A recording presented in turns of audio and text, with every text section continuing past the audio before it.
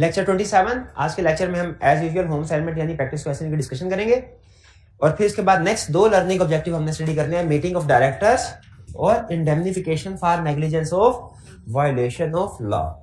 दोनों कंसेप्ट्स बहुत सिंपल है, प्रैक्टिस क्वेश्चन भी इवन सिंपल इजी है, असाइनमेंट आपने की होगी, कोई प्रॉब्लम नहीं। बहरहाल डिस्कस तो हमने करनी है एज यूजुअल। पहले प्रीवियस लेक्चर में से कोई क्वेश्चन पूछना चाहते हो पूछ लें। प्रीवियस जी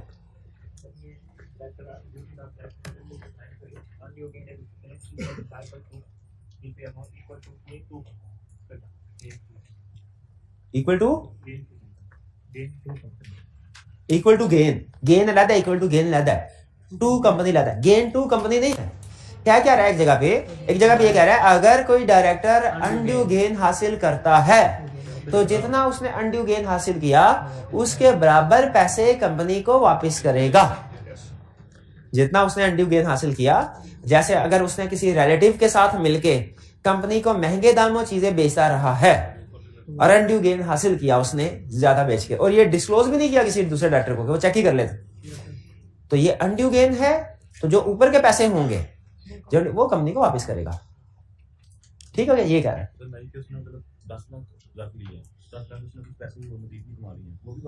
नहीं, सिर्फ 10 लाख। अगर 10 लाख उसने जुए में हार दिए, जुआ लगाया 10 लाख का पाकिस्तान न्यूजीलैंड के मैच पे, हार गया, तो कितने पैसे वापस करेगा? 10 लाख। और अगर जीत गया और 15 लाख मिला उसे वापस, तो भी 10 लाख ही वापस करेगा। और कोई क्वेश्चन? हाँ जी, वेंचर और अंडरटेकिंग का मतलब तकरीबन सेम, या प्रोजेक्ट भी कह सकते हैं इसको, प्रोजेक्ट कह ले, वेंचर कह ले, अंडरटेकिंग कह ले। और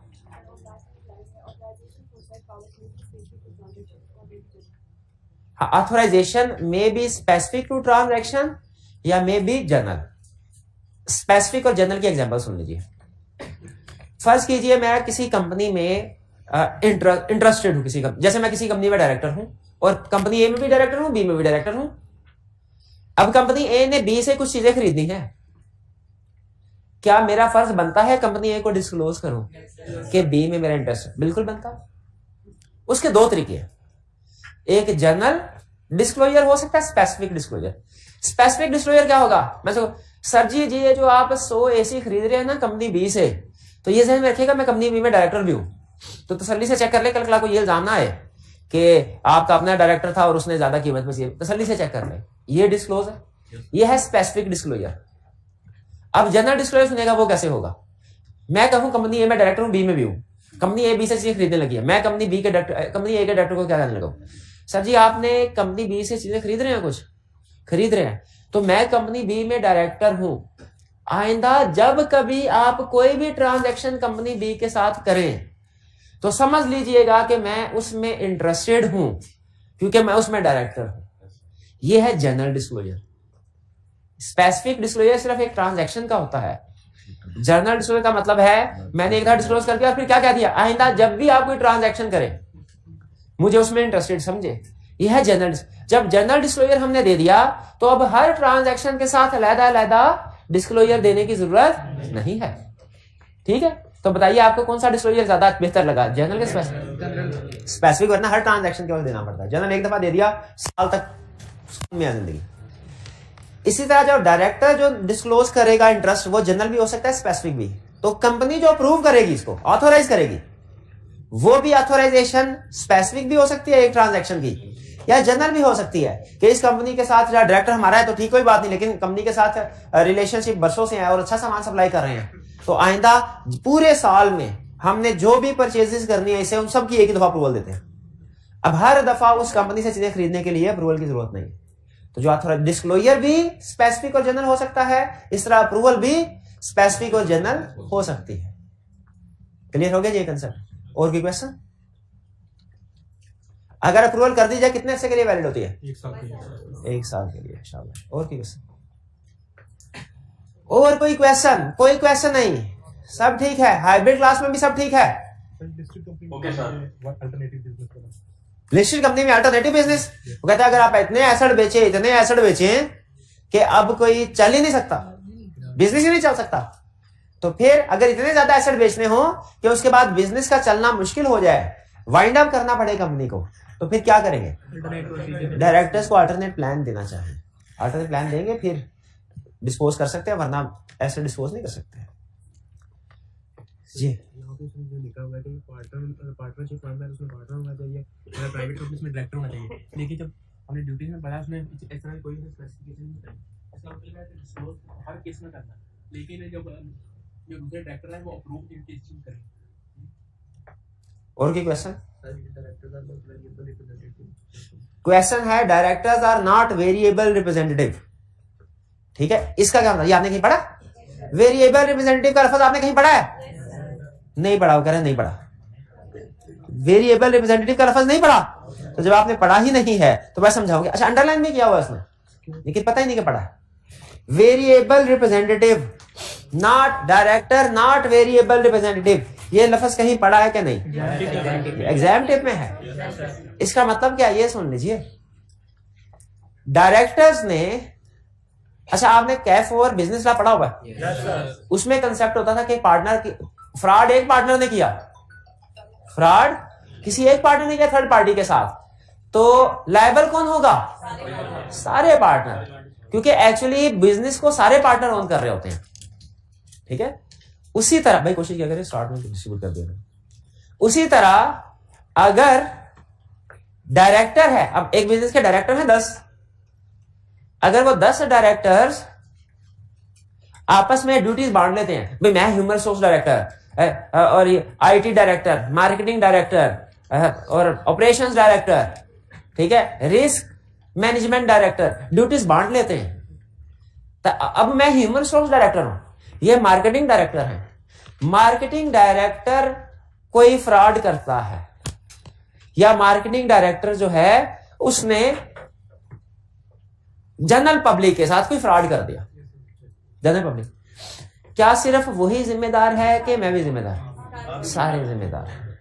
वो ये कहता है, हालांकि डायरेक्टर्स ने ड्यूटीज एक दूसरे को बांटी होती हैं, लेकिन लीगल पर्पस के लिए जो एक डायरेक्टर है वो पूरे बिजनेस का डायरेक्टर है। वेरिएबल रिप्रेजेंटेटिव का मतलब यह है कि थोड़ा थोड़ा रिप्रेजेंट, के एक डायरेक्टर क्या सिर्फ एक डिपार्टमेंट को रिप्रेजेंट कर रहा है, दूसरा डायरेक्टर दूसरे डिपार्टमेंट को रिप्रेजेंट कर रहा है, तीसरा डिपार्टमेंट तीसरे डायरेक्टर को रिप्रेजेंट कर रहा है, या हर डायरेक्टर पूरी कंपनी को रिप्रेजेंट कर रहा है? ये कंसेप्ट है, हर डायरेक्टर पूरी कंपनी को रिप्रेजेंट कर रहा है। डायरेक्टर्स नॉट वेरिएबल रिप्रेजेंटेटिव, मतलब क्या हुआ, डायरेक्टर्स एक एक डिपार्टमेंट को रिप्रेजेंट नहीं कर रहे, छोटी छोटी वेरिएशन को रिप्रेजेंट नहीं कर रहे, directors are whole companies representative. ये बात समझ आ गई? तो किसी एक जगह अगर गड़बड़ होती है तो सारे डायरेक्टर की जिम्मेदारी समझी जाएगी। सारे डायरेक्टर्स की, फैक्ट्री के अंदर आग लग गई और मजदूरों के निकलने का रास्ता नहीं था कराची में, और कुछ लोगों की जान चली गई, बताइए सिर्फ वो डायरेक्टर जिसके जिम्मे फैक्ट्री मैनेज करना थी, पुलिस उसको पकड़ेगी कि सारे डायरेक्टर्स को पकड़ेगी? सारे डायरेक्टर्स को पकड़ेगी, बल्कि जो मालिक वहां पे मौजूद नहीं था उसको क्यों भला, वो कहे भाई मैं तो आता ही नहीं इधर, रिस्पॉन्सिबिलिटी तो थी, शाबाश। तो डायरेक्टर्स की रिस्पॉन्सिबिलिटी पूरी कंपनी की है, आपस में चाहे आसानी के लिए ड्यूटीज बांट लें, लेकिन एक डायरेक्टर पूरी कंपनी को रिप्रेजेंट करता है। ये बात समझ आ गई? और कोई क्वेश्चन? और कोई क्वेश्चन नहीं? चलिए अब हम पास्ट पेपर्स की डिस्कशन कर लेते हैं। पास्ट पेपर्स में पहले वॉल्यूम 2 चैप्टर 8 नहीं है, 3 है, क्वेश्चन 8 है। हाँ जल्दी जल्दी में हो जाता है, कोई बात नहीं। हाँ चैप्टर 3 चल रहा ना। Question 8, sunshine limited an unlisted company, किसको अंडरलाइन करना है, किस लफ्ज को अंडरलाइन? अनलिस्टेड को। अनलिस्टेड लॉ में लिस्टेड है, अनलिस्टेड है, पब्लिक है, प्राइवेट है, इससे कंसेप्ट बदलते हैं, इससे कंसेप्ट बदलते हैं। अनलिस्टेड कंपनी है, had 3 directors A, B, C, हालांकि 2 डायरेक्टर से भी बात बन सकती थी, 2 से नहीं, 4 होने जरूरी है, मिनिमम 3, शाबाश। तो ठीक है, पूरे तादाद। After 2.5 years of their appointment A died in A car crash. तो शुक्र है अपना टेन्योर पूरा करके मरा है, टेन्योर पूरा नहीं हुआ अभी 6 महीने, 3 साल है, 3 साल है, डायरेक्टर का टेन्योर बताइए। याद रखिए, incomplete answer is wrong answer. First directors को सब्सक्राइबर सिलेक्ट करते हैं, वो फर्स्ट एजेंट तक काम करते हैं, उसके बाद जो सब्सिक्वेंट डायरेक्टर्स होते हैं उनको मेंबर सिलेक्ट करते हैं, जो 3 साल तक ऑफिस को होल्ड करते हैं अनलेस कोई कैजुअल वैकेंसी शेयर करे।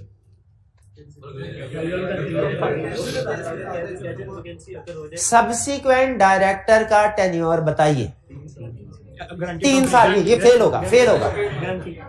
Guarantee limited, company guarantee limited में डिसीजन होती है उनके मेंबर की, मतलब कम कम ज्यादा, ये हाल है।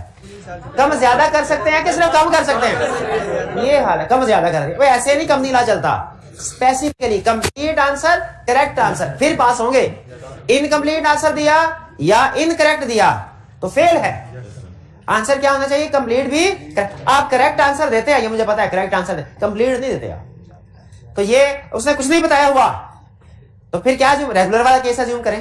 बल्कि ये पता है हमें, ये बताया तो हुआ कि कंपनी लिमिटेड बाय गारंटी है। क्या कौन सी है? लिमिटेड बाय शेयर है, तो 3 साल ही होगा इसमें। लिमिटेड बाय शेयर है तो इसमें 3 साल। लिमिटेड बाय गारंटी नहीं है। कैसे पता चला लिमिटेड बाय गारंटी नहीं है? नाम से पता चला। ए की डेथ हो गई। B and C are of the opinion that since the election of directors are due in 6 months time, there is no need to fill the casual vacancy. Discuss the above situation in the light of Companies Act. तो सही कर। हाँ जरूरी है, क्योंकि unlisted company के लिए जरूरी होता है फिल करना। यस वाला कौन था? अनलिस्टेड कंपनी के लिए कैजुअल वैकेंसी फिल करना जरूरी होता है। जरूरी होता है? किसके लिए जरूरी होता है? शाबाश, लिस्टेड कंपनी के लिए। तो फिर क्यों बोल रहा अनलिस्टेड के लिए? मेरा तो लॉ वैसे ही वीक है, कभी कभी गलत कंसेप्ट मुंह से निकल जाते हैं। इसका ये मतलब थोड़ी आप हाँ में हाँ मिलाते फिर। कंसेप्ट पक्का। लिस्टेड के लिए कैजुअल वैकेंसी फिल करना जरूरी है, अनलिस्टेड के लिए जरूरी नहीं है। हाँ, लेकिन एक्सेप्शन कब जरूरी हो जाता है? मिनिमम नंबर से कम हो। क्या यहाँ पे तादाद मिनिमम नंबर से कम हो रही है? तो मिनिमम नंबर पूरे हो रहे हैं? नहीं हो रहे ना, क्योंकि अनलिस्टेड कंपनी के लिए मिनिमम डायरेक्टर कितने होने चाहिए? यहाँ पे कितने हैं? तो क्या कैजुअल वैकेंसी फिल करना रिक्वायर्ड है? अब बाकी अगला सवाल कोई नहीं बोलेगा, कितने दिन में? ये नहीं पता। क्यों नहीं पता? मेरा भाई क्यों नहीं पता? मेरा भाई ऐसा क्यों है? मेरा भाई लॉ क्यों नहीं पढ़ता? मेरा भाई सारा टाइम काउंटिंग को क्यों दे देता है? लॉ को क्यों नहीं देते है? कितना टाइम देते हैं? ऐसे ना करें, 10-15 मिनट देते हैं आप हमें। क्यों? अकाउंटिंग वाले टीचर आपको ज्यादा पसंद है ना? है ना? वो दिल के ज्यादा है। तो इस केस में कितने दिनों में कैजुअल वैकेंसी फिल करनी है? फिर इसके लिए कोई लिमिट नहीं है, अगर वो कोई टाइम नहीं बताया हुआ। ठीक है, इस केस में कोई टाइम नहीं बताया हुआ लॉ ने। लेकिन कैजुअल वैकेंसी फिल करना रिक्वायर्ड। हालांकि अनलिस्टेड कंपनी है, लेकिन कैजुअल वैकेंसी फिल करना रिक्वायर्ड है। क्यों? मिनिमम नंबर ऑफ डायरेक्टर्स कम हो रहे हैं। अच्छा बताइए, इस केस स्टडी में मिनिमम डायरेक्टर्स वाला कंसेप्ट अप्लाई होगा? वो तो होगा पक्का। क्या मिनिमम मेंबर्स वाला भी अप्लाई होगा? क्या मिनिमम मेंबर्स वाला कंसेप्ट इससे डिस्कस करेंगे? इस केस स्टडी में सारे हालातों वाकयात का जायजा लेके मुझे यस नो करें। इस केस स्टडी में मेंबर मिनिमम बात करेंगे? नहीं, क्यों नहीं करेंगे? शाबाश, क्योंकि उसने बताया ही नहीं हुआ। मेंबर्स कितने बताया ही नहीं। अगर इस क्वेश्चन में ये कह देता ना, eligible company had 3 directors and members, सिर्फ एक लफ्ज ऐड कर देता, क्या? तो हम पे लाजिम हो जाता कि मिनिमम नंबर ऑफ डायरेक्टर के साथ साथ मिनिमम नंबर ऑफ मेंबर्स वाली बात भी करते हैं। अगर सिर्फ मेंबर्स लिख देता तो फिर सिर्फ मेंबर्स वाली यानी 180 डेज वाली बात करते। डायरेक्टर तो बताया ही नहीं उसने। डायरेक्टर बताया, हो सकता है दूसरे डायरेक्टर, वो कह रहे सर अगर 3 मेंबर्स लिख देता तो ये अंडरस्टूड होता कि डायरेक्टर्स भी 3 ही है, क्योंकि डायरेक्टर बनने के लिए मेंबर होना जरूरी है। तो मेंबर 3 है तो मतलब डायरेक्टर भी 3 है। एक्सेप्शन भी तो है। तो अगर मेंबर्स की बात करता तो सिर्फ मेंबर वाली 180 डेज वाली परमिशन लिखते। डायरेक्टर्स की बात की तो कैजुअल वैकेंसी वाली परमिशन लिखेंगे। अगर मेंबर्स एंड डायरेक्टर्स दोनों लिखता, दोनों लिखते। बताइए इसमें कोई प्रॉब्लम? नो। नेक्स्ट क्वेश्चन है हमारा 9, गोल्डन फिश। पहले requirement, under the provisions of companies act 2017 enumerate the number of votes required by Salim to retain his directorship in GL. Requirement पढ़ के मुझे पता चल गया कि सलीम को रिमूव कर रहे हैं और वो हमसे पूछ रहा है इसको अगर रिटेन रखना है कितने वोट्स चाहिए, इसको रिटेन रखना है तो कितने वोट्स चाहिए। ये पता चल गया मुझे डायरेक्टर वाले चैप्टर में से। डायरेक्टरशिप को अंडरलाइन करें, मुझे पता चल गया कि ये डायरेक्टर के चैप्टर में से क्वेश्चन पूछा है। और रिटेन को अंडरलाइन करें और वोट्स को, इससे मुझे पता चल गया वो वोट पूछ रहा है रिटेन करने के लिए कितने चाहिए। तो कितने वोट चाहिए डिपेंड करता है कि ये इलेक्टेड वाला इलेक्शन वाला केस है कि वो अदर्स वाला केस है। जो फर्स्ट वाला था कैजुअल वैकेंसी वाला था, और कौन सा था, अनअपोज्ड वाला। सेकंड में कह रहा है what would be your answer in first above if Salim was elected to fill a casual vacancy on the board. ये कैजुअल वैकेंसी वाला केस है। अगर जोर किस पे है, कैजुअल वैकेंसी पे, ठीक है। हालांकि इलेक्टेड की बजाय यहां पे वर्ड क्या आना चाहिए था, अपॉइंटेड, लेकिन नहीं लिखा, कोई प्रॉब्लम नहीं। वो कैसे कैजुअल वैकेंसी वाला केस पढ़ते हैं। कैसे कहते हैं golden limited GL registered with A paid up capital of 20 million consisting of ordinary share of ₹50 each had decided to remove one of its selected directors Salim due to poor performance।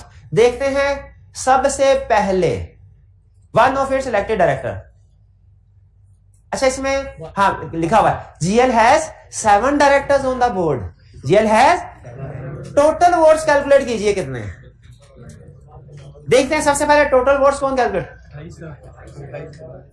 28 20 divided by 204 4 lakh shares आ गए और 4 7 28 lakh vote, 2.8 million vote पहुंच गया 2.8 पे। कैसे पहुंचे 2.8 पे, पहले हमने नंबर ऑफ शेयर्स कैलकुलेट किए, फिर डायरेक्टर्स पॉइंट। अच्छा Salim was elected on the board by securing 1.8 million votes in the general meeting held on 1 January 2015। Salim को 1.8 million vote, least number of votes casted for electing a director in the meeting was 1.2 million. कम से कम जो vote मिले थे वो कितने थे, 1.2। सलीम ने कितने लिए, जीएल है 7 directors on the board. Number of votes बताइए required Salim to retain his directorship. तो जितना उसने पिछले इलेक्ट होते हुए लिए थे 1.8 उतने चाहिए। लास्ट डायरेक्टर ने जितने लिए थे लीस्ट, हाँ 1.2। अच्छा एक डायरेक्टर को 50 वोट भी मिले थे, वोट नहीं सॉरी एक कैंडिडेट को 50 वोट भी मिले थे, वो डायरेक्टर पढ़ नहीं हो सका। क्या 50 लेंगे, लास्ट लीस्ट वोट्स जो सक्सेसफुल डायरेक्टर ने लिए। तो कितने वोट आ गए यहाँ पे, 1.2 मिलियन वोट चाहिए। सलीम को अपनी सीट बचाने के लिए कितने वोट चाहिए, 1.2 मिलियन। अगर इन दोनों को ऐड करें 30 लाख बन जाते हैं टोटल से भी, मर्जी उसकी मर्जी भाई, क्या कर सकते हैं। अब एग्जाम में आप कैलकुलेशन करके टोटल से ज्यादा बनते हैं, क्वेश्चन गलत बनाया मैं नहीं करूंगा। ऐसे करेंगे क्या, एग्जाम में ऐसे करेंगे नहीं करेंगे, बल्कि क्या करेंगे, जो सवाल पूछा है उसने जवाब देंगे। Number of votes what would be your answer in first above if Salim was elected to fill a casual vacancy on the board. अगर ये कैजुअल वैकेंसी का केस होता तो आपका आंसर क्या होता, फार्मूला। क्या लिखे, फार्मूला लिख के दिखाए मुझे, फार्मूला लिख के दिखाए, जहां मर्जी लिखे, लिख के दिखाए। कैजुअल वैकेंसी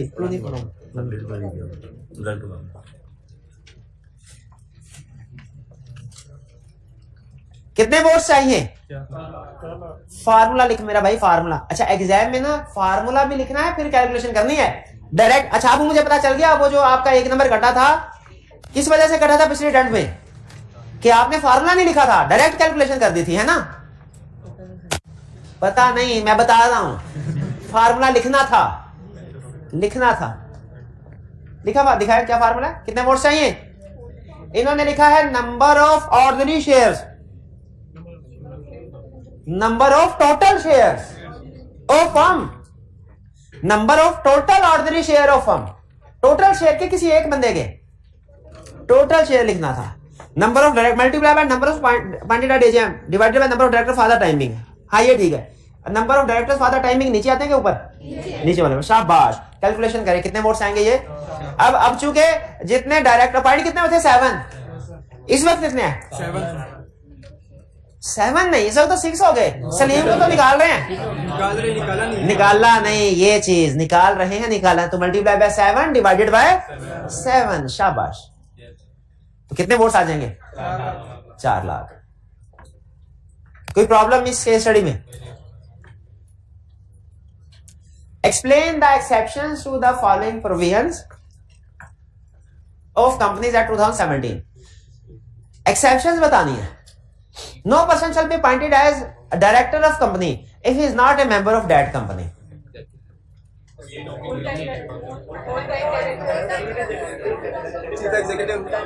ये भाईजान जो परेशान होके देख रहे हैं, बताइए।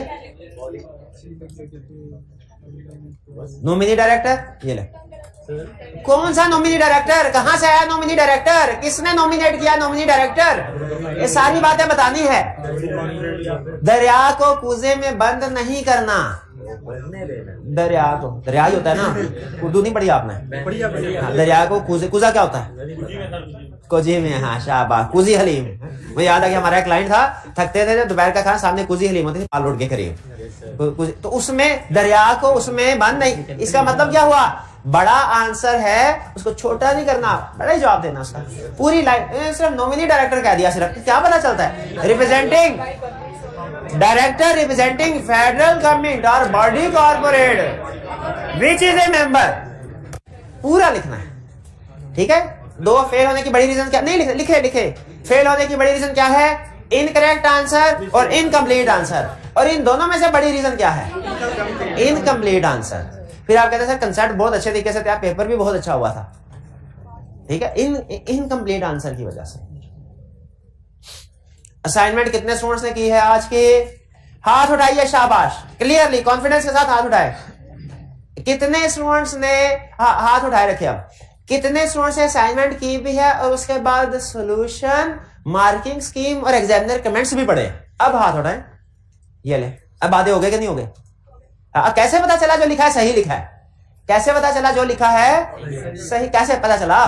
कंपेयर सेल्फ कॉन्फिडेंस नहीं, ओवर कॉन्फिडेंस। Over confidence. तो एक्सेप्शन 4 बता देंगे? ये मेरा भाई बताएगा, बताए। हाँ जी, एक्सेप्शन नहीं, पीछे वाले भाई जाते। हाँ जी यार, आज पहला दिन है, पहले दिन ही काबू आ गए। 4 एक्सेप्शन। एक्सेप्शन बता मेरा भाई। ये खुद दूसरा दिन है, कल तीसरा दिन होगा। कब तक चलेगा ये यार क्या है? दूसरा दिन किधर चले गए वो जो पहले आते होते थे, पढ़ते थे? ये एक ही बैठा पूरी क्लास। बता दे भाई, तू भी बता दे। Representing to creditor through contractual arrangement, शाबाश। Representing government for chief executive, शाबाश। Whole time director who is regular employ of company. Exceptions clear हो गई? Next, narrate the provisions of companies relating to private company in respect of appointment of first directors and their tenure। किस किस लफ्ज को exam में underline करना है? First directors को, टेन्योर को। कौन करेगा पॉइंट? सब्सक्राइबर्स करेंगे। टिल द टेन्योर क्या होगा? Till the first Asia. ठीक है? और procedure for election of subsequent directors, कल जो सारा प्रोसेस स्टडी किया था, क्विकली बता दिया क्या था? 35 डेज पहले नंबर ऑफ डायरेक्टर फिक्स करेंगे जो चेंज नहीं हो सकते, less prior approval of members in AGM. फिर 35 डेज के बाद 21 डेज पहले नोटिस भेजना है जिसमें बताया जाएगा नेम ऑफ रिटायरिंग डायरेक्टर और number of directors should be appointed. फिर इसके बाद इंटेंशन आएगी कितने दिन पहले? 14 डेज पहले। फिर कंपनी ने नोट 7 दिन पहले सबको नोटिस भेजना है, सारे मेंबर्स को 7 दिन पहले, 7 डेज पहले। फिर उसके बाद अगर नंबर्स इक्वल या कम है तो सारे डायरेक्टर्स अपॉइंटेड अनअपोज, और अगर ज्यादा है तो इलेक्शन होगा। इलेक्शन किस मेथड से होगा? पोलिंग के जरिए से होगा। ठीक है? जिसमें कोई भी मेंबर, जिसमें वोट कैसे काउंट होंगे? Number of share multiply by directors will be appointed. और कोई भी मेंबर चाहे जिस मर्जी प्रोपोर्शनेट से वोट दे सकता है। ये था हमारा प्रोसीजर। कोई प्रॉब्लम इसमें? क्या आप समझते हैं कि 9 मार्क्स के साथ ये सारे प्रोसीजर जस्टिफाइड हैं? चलिए, कोई क्वेश्चन? ये हमारी असाइनमेंट डिस्कस होगी। अब चलते हैं हम नए कंसेप्ट की तरफ।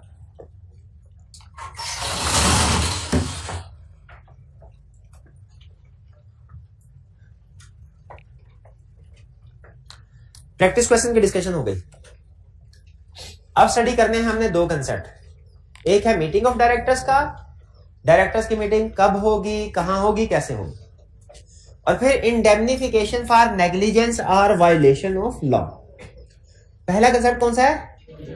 मीटिंग ऑफ डायरेक्टर्स के, डायरेक्टर्स की मीटिंग कब होगी, कहां होगी, कैसे होगी, वगैरह वगैरह। दूसरा कंसेप्ट कौन सा है? इंडेमनिफिकेशन। इंडेमनिफिकेशन कहते हैं कंपनसेशन को। इंडेमनिफिकेशन का मतलब क्या है? कंपनसेशन। नेग्लिजेंस कहते हैं गलती को। अगर डायरेक्टर से कोई गलती हो जाए, अपनी ड्यूटी सही तरीके से परफॉर्म ना करे फॉर एग्जांपल, या वो कानून की खिलाफ वर्जी करे, डायरेक्टर से कोई गलती हो जाए, नेग्लिजेंस, या वो कानून की खिलाफ वर्जी करे, वायलेशन ऑफ लॉ, तो क्या जो नुकसान होगा वो डायरेक्टर की जेब से भरा जाएगा कि कंपनी कंपनसेट करेगी? क्या ये इशू है, ये क्वेश्चन है जिसका जवाब इस कंसेप्ट में लिखा हुआ है। लेकिन मैं आपको मसला समझा रहा हूं कि ये कंसेप्ट क्रिएट किस मसले की वजह से हुआ कि अगर डायरेक्टर से कोई नेग्लिजेंस या वायलेशन ऑफ लॉ हो जाए, किसी डायरेक्टर से नेग्लिजेंस या वायलेशन ऑफ लॉ हो जाए, तो क्या वो खुद सारा नुकसान बर्दाश्त करेगा या कि कंपनी उसको कंपनसेट करेगी? ये है मेन कंसेप्ट। ठीक है भाई, दफ्तर में बैठा था, उसने पानी मंगवाया, पानी का गिलास आया, पीने लगा, हाथ से छूट गया, गिलास टूट गया, क्या अब पैसे भरे? एक कंपनी में बैठा, होटल में बैठा, कंपनी में क्यों पैसे भरे भाई? टूटने वाली चीज से टूट गई, शीशा हो या जग हो, टूट जाते हैं। शीशा टूट गया तो क्या हो गया? रूटीन का काम है, इसमें पैसे नहीं भरेगा, इसमें पैसे नहीं भरेगा। लेकिन सोचिए, फर्ज कीजिए कि अगर मीटिंग के लिए ऑफिस जा रहा है और देर हो रही है, घर से ही देर से निकला, सिग्नल तोड़ दिया, चालान हो गया, वायलेशन ऑफ लॉ है कि नहीं? क्या इसका खर्चा डायरेक्टर अपनी जेब से देगा कि कंपनी को कहेगा भाई आपके? ये मसला है जिसका जवाब हमें इस कंसेप्ट में मिलेगा। किस कंसेप्ट में मिलेगा? इंडेमनिफिकेशन। तो दोनों कंसेप्ट समझ आ गए। हम सीखने क्या जा रहे हैं? एक, डायरेक्टर्स की मीटिंग के बारे में रूल्स, कब होगी, कहां, कैसे होगी, वगैरह वगैरह, और दूसरा इंडेमनिफिकेशन फॉर नेग्लिजेंस और वायलेशन। तीन मुश्किल लफ्ज है, इसलिए मैंने थोड़ा इसके ऊपर टाइम लगाया। इंडेमनिफिकेशन का मतलब समझ आ गया? कंपनसेशन। नेग्लिजेंस, लापरवाही, ड्यूटी से ही परफॉर्म नहीं। वायलेशन ऑफ लॉ, कानून के खिलाफ काम कर। पहले पढ़ते हैं मीटिंग। अच्छा याद रखिए, जो रूल्स पढ़ रहे हैं ये बोर्ड मीटिंग के रूल्स हैं, जनरल मीटिंग के नहीं है। किसके रूल्स है? बोर्ड ऑफ डायरेक्टर्स की। जनरल मीटिंग के रूल्स हो सकता है कुछ सेम हो, कुछ डिफरेंट हो। बोर्ड ऑफ मीटिंग के रूल्स है। जनरल मीटिंग के रूल हो सकता है कुछ सेम हो, कुछ डिफरेंट हो बोर्ड मीटिंग से। तो अभी क्या पढ़ रहे हैं? बोर्ड मीटिंग के रूल्स। पहला, फ्रीक्वेंसी। बोर्ड मीटिंग कब कब होगी? लॉ कहता है once in each quarter. Public company के लिए क्या रिक्वायरमेंट है? हर क्वार्टर में एक दफा बोर्ड मीटिंग लाजमी होगी। मीटिंग ज्यादा करना चाहे तो, कम करना चाहे तो नहीं कर सकते। क्वार्टर किसे कहते हैं? 3 महीने के 4 महीने। एक साल में 3 क्वार्टर नहीं होते, 4 होते। ठीक है, तो वंस इन ईच क्वार्टर मतलब हर 4 ओके साल में 4 दफा, हर 3 महीने में एक दफा मीटिंग होगी। हमारी कंपनी का ये स्टार्ट है 1 जनवरी, ईयर एंड है 31 दिसंबर। हमने 1 दिसंबर को बोर्ड मीटिंग करवाई, फिर 7 दिसंबर को, फिर 15 को, फिर 22 को। साल की 4 बोर्ड मीटिंग पूरी हो गई कि नहीं? क्यों नहीं हुई? Once in each quarter. हर क्वार्टर में एक मीटिंग होनी चाहिए लाजमी। ठीक है, अगर किसी क्वार्टर में नहीं तो सारे बोर्ड ऑफ डायरेक्टर्स को जुर्माना अदा करना पड़ेगा। पब्लिक कंपनी के लिए है, प्राइवेट कंपनी के लिए नहीं है। ठीक है, ये रिक्वायरमेंट प्राइवेट कंपनी के लिए क्या लिस्टेड कंपनी के लिए है? तो कोई नहीं बोलेगा लिस्टेड कंपनी के लिए रिक्वायरमेंट है क्या? ये ये रिक्वायरमेंट लिस्टेड कंपनी पे अप्लाई होगी कि नहीं? शाबाश, होगी। कैसे होगी? लिस्टेड कंपनी पब्लिक ही होती है। Every listed company is public company. आगे, but every public company is not listed. ठीक है जी, इस कोई प्रॉब्लम तो नहीं, सिंपल सी रिक्वायरमेंट। आगे चलते हैं। कोरम क्या? कोरम किसे कहते हैं? कोरम का छोटा भाई नहीं है भाई, कोरम का छोटा भाई। कोरम कहते हैं मिनिमम नंबर ऑफ पर्संस जो मौजूद होना जरूरी है ताकि कोई मीटिंग शुरू की जाए। जैसे हमारी क्लास में मुझे ये बताइए, अगर किसी दिन बारिश हो रही हो और 2 स्टूडेंट्स आ जाएं, क्लास होनी चाहिए कि नहीं? 2 स्टूडेंट्स भी आ जाएं, कम से कम कितने स्टूडेंट्स आए तो क्लास होनी चाहिए? एक। कितने स्टूडेंट्स का ख्याल है कि 1 स्टूडेंट आ जाए तो क्लास होनी चाहिए? कितनों का ख्याल है 2 स्टूडेंट्स आ जाए तो क्लास होनी चाहिए? कितनों का ख्याल 3? कितनों का ख्याल 4, 5, 6? 1 स्टूडेंट। तो इसका मतलब है हमारी क्लास का कोरम डिसाइड हो गया। क्या होगा? 1। ठीक है। अच्छा, फर्ज कीजिए अब प्रिंसिपल साहब ने रूल बनाया हुआ है कम से कम 8 स्टूडेंट होंगे तो क्लास होगी, 8 से कम पे नहीं होगी। फर्ज कीजिए, तो कोरम कितना हुआ? 8 का। अब ये प्रिंसिपल साहब ने बनाया है। हम अगर आपस में ये डिसाइड करते हैं नहीं, अगर 5 भी स्टूडेंट आ गए तो क्लास कर देंगे, कर सकते हैं? नहीं कर। प्रिंसिपल साहब ना ये नहीं कर सकते। लॉ ने जो कह दिया, कंपनी अपने आर्टिकल्स में उसके खिलाफ नहीं चल सकती, नहीं कर सकते। हाँ, अगर हम आपस में ये एग्री कर लें कि अगर 10 स्टूडेंट हुए तो फिर क्लास होगी, 10 से कम ये कर सकते हैं, क्योंकि इस 10 में हमारी भी बात भी पूरी हो रही है और प्रिंसिपल साहब के भी। तो याद रखिए, कोरम में एक नंबर होता है जो लॉ ने दिया है, एक नंबर है जो आर्टिकल्स में होगा। अगर आर्टिकल्स का नंबर लॉ से कम है तो वो एप्लीकेबल नहीं, अगर ज्यादा है तो फिर है। इसलिए लॉ ने जहां पे कोरम बताया ना, वहां पे लिख दिया कंपनी में स्पेसिफाई लार्जर नंबर।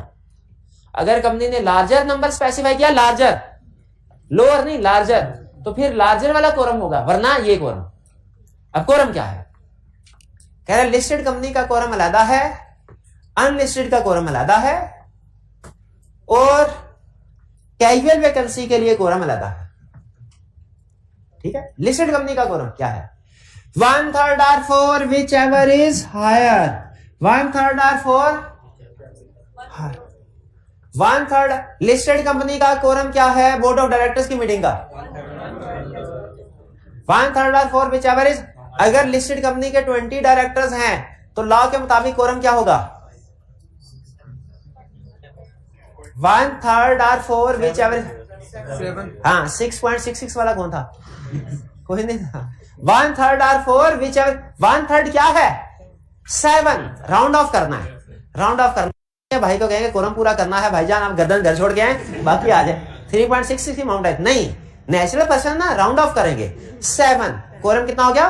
7 और 4 विच एवर इज हायर, तो कौन सा हुआ? 7। अच्छा, अगर टोटल नंबर ऑफ डायरेक्टर्स हैं 15, कोरम कितना होगा? 1/3 और 4 विच एवर इज हायर। 1/3 5 है, 5 और 4 विच एवर इज हायर, मतलब 5 होंगे कोरम। क्लियर? 9 है। चलो जी, भाई ने कहा सर टोटल डायरेक्टर 9 हो तो 4 हो गए कोरम। अच्छा, अगर टोटल डायरेक्टर्स 9 है और लिखा हुआ है कंपनी के आर्टिकल्स में कोरम 6 होगा, तो 1/3 और 4 विच एवर इज हायर, ये रूल लगाएंगे कि इसके बाद फिर आर्टिकल्स वाला रूल भी लगेगा। आर्टिकल्स वाला रूल 1/3। अगर 9 डायरेक्टर्स हैं टोटल, 1/3 और 4 whichever is higher, by law 4 आता है। लेकिन अगर कंपनी के आर्टिकल्स में हायर अमाउंट 6 है तो कोरम कितना होगा? 6 होगा। नहीं बात समझ आ रही? आगे चलते हैं। अनलिस्टेड कंपनी का कोरम क्या होगा? जो आर्टिकल्स में लिखा वही होगा। क्लियर? हाँ, अच्छा इसमें देख लें, कोरम में प्रेजेंट किसे समझा जाएगा? कोरम में किसे प्रेजेंट और किसे एब्सेंट, यानी ये आपने कहा ना 4 डायरेक्टर जो मौजूद हैं, इस 4 में किस किस डायरेक्टर को गिना जाएगा?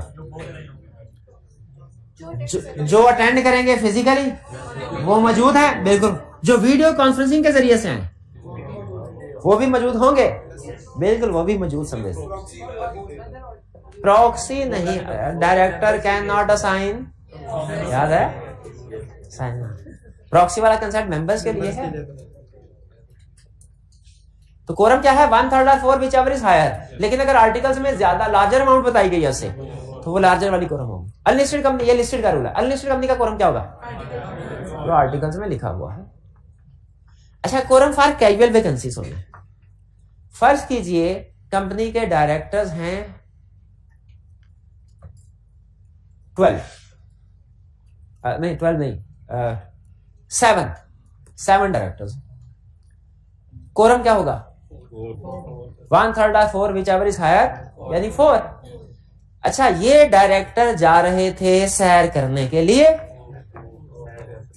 7 डायरेक्टर दरियाए नीलम के करीब, गाड़ी पलटी दरिया में, उनमें से 3 बच गए, बाकी लापता हो गए। कैजुअल वैकेंसी राइज हो गई। 3 डायरेक्टर बमुश्किल, उन्हें तैरना आता था, तैर तूर के बाहर निकल आए। अब इन्हें क्या करना, अब ये क्या करना चाहते हैं, मीटिंग कंडक्ट करवाना चाहते हैं। मीटिंग किस लिए, ताकि कैजुअल वैकेंसी फिल कर सके। ऐसे सिचुएशन समझ आ रही है।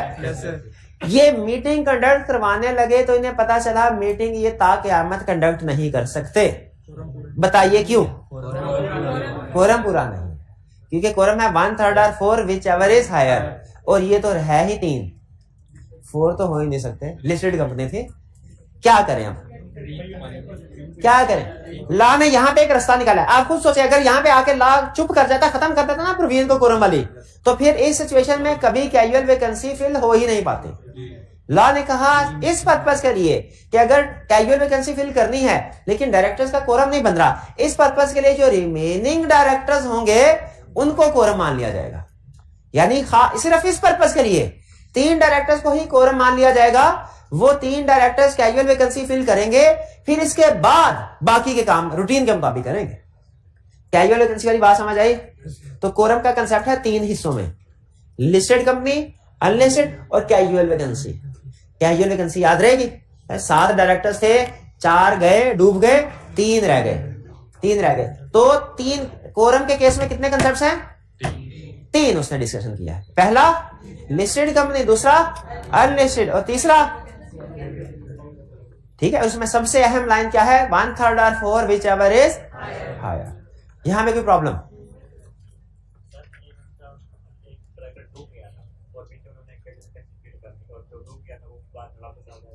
डूब गया, बाद में वापस आ गया। इंडियन मूवी ज्यादा देखते हैं, उसमें ऐसे होता है 7वां जन्म में।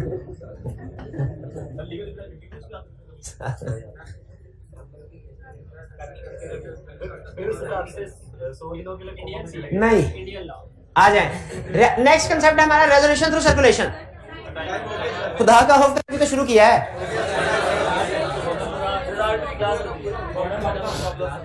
5-7 मिनट मुझे और देते, कोई बात नहीं, कभी कभार है। रेजोल्यूशन क्या किया हुआ शुरू? नहीं तो हमारा टाइम किधर जाया हुआ?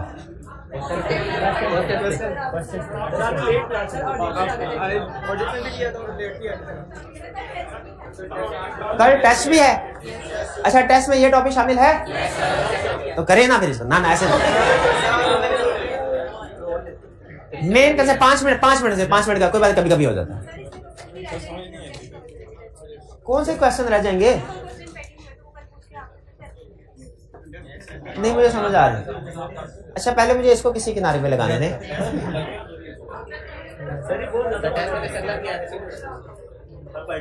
चाहते क्या हैं आप? चलिए आज का लेक्चर यहाँ पे खत्म करते हैं। अल्लाह हाफिज।